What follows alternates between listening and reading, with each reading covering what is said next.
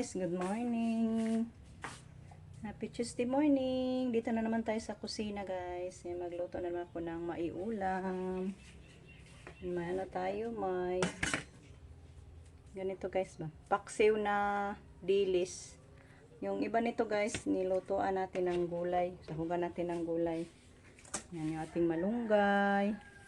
Tsaka yung ating alubati at saka talbos ng kamote. Yan. Yung alubati andyan sa ilalim.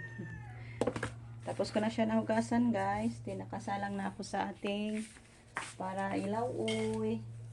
Tinahog ko yung ibang ano natin, paksiw na dilis. Yan.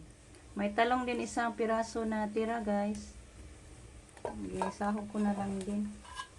Then may yung paksiw dito na siya guys sa ilalim. Hindi lang natin kurawon guys para di madurog yung isda.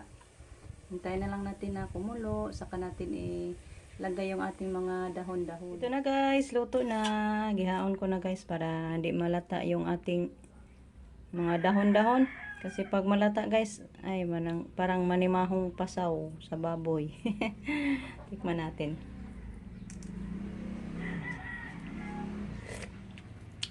Tama lang yun guys. So magagahan muna tayo kay dami ng trabaho guys. Naglinis na naman tayo. Maglinis ako sa loob ng bahay natin. Manguha tayo ng cobwebs guys. Tapos na tayo nag-agahan. Pero may blessings na dumating. Dinalhan si mama ng alimasag ni Ruben. Kaya binigyan din tayo ni mama guys. Thank you kay Ruben Asday Maridik sa alimasag. Ay, sokol na ba? Dito. Hugasan natin guys para mailuto natin. Buhay pa guys Buhay na buhay pa. Marami sigurong huli si Ruben sa bunsod nila guys. Kaya marami man itong dala niya. Mga 1 kilo yata to. Parang ito baka mga reject to guys. Kasi minsan may daw sila mga reject ba. Hindi tanggapin sa buyer nila. Mga maliliit na ganito. So iluto ko muna siya guys. So ito na guys. Malapit na siya maluto. Uy, may isang hindi ko nakunan ng tali. Nako. Kasi yung iba guys, kinuha ko yung mga ganito tali. Ito nalagtaan, hindi nakita. Uy, tika. Luto na siya guys. Kaya wala na yung sabaw. So, handa na to guys. May pang-ulam na tayo sa tanghalian. Thank you Lord. Sa morning na blessings. Hey guys, sa ngayon, maglinis ako dito sa likod. Linisan ko yung mga alubati ko guys. At gugunahan natin. Para mas lalong tataba.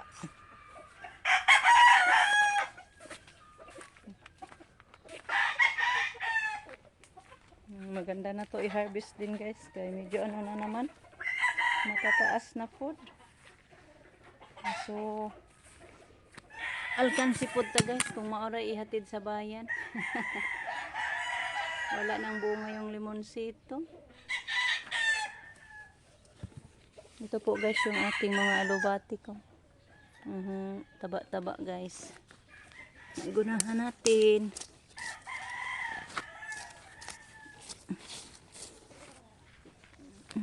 Sa damo. Puna natin sa damo guys. Para mas lalong tataba.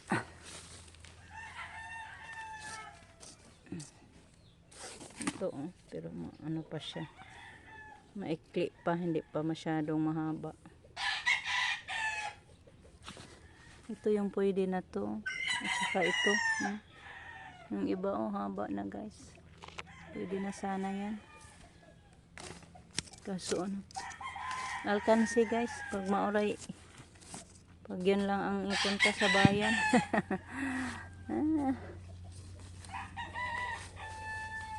Kulang sa gasolina guys kung yan lang yung ihatid sa bayan.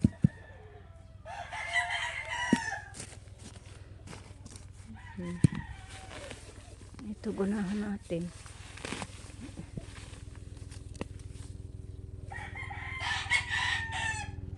Lagyan ko to ng manure. May manure ako doon. O mga ano lang kaya, yung mga chicken dung. Chicken dung kasi yung nilagay ko dito. Kaya ito naging ganito na mukha, naging taba.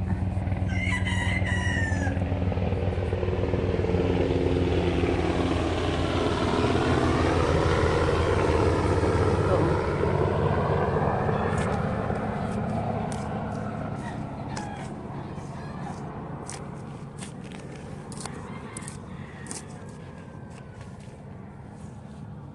Tumago naman ako guys.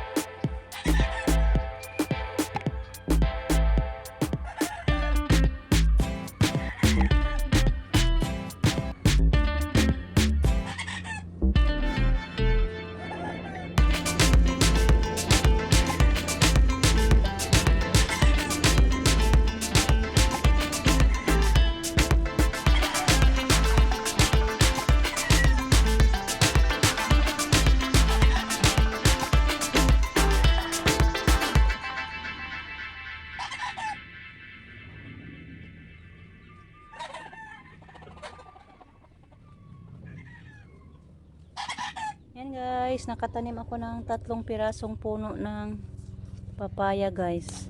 Yan, nilipat ko mga turok man. Kaya inilipat ko dito. Yan yung isa. Yung isa dito. Hoping na mabuhay to guys. Ay, ang ingay sa airplane. May naron, ara. Daming bunga sa ano natin dito guys, oh, mangga. Nagbunga na kaso maliliit pa. Pung pung pung pung. May makakain na naman tayo guys pag mahinog to. Yan oh. Mga bunga sa ating mangga dito lang malapit sa likod. Malapit lang sa bahay natin guys. Yung mangga.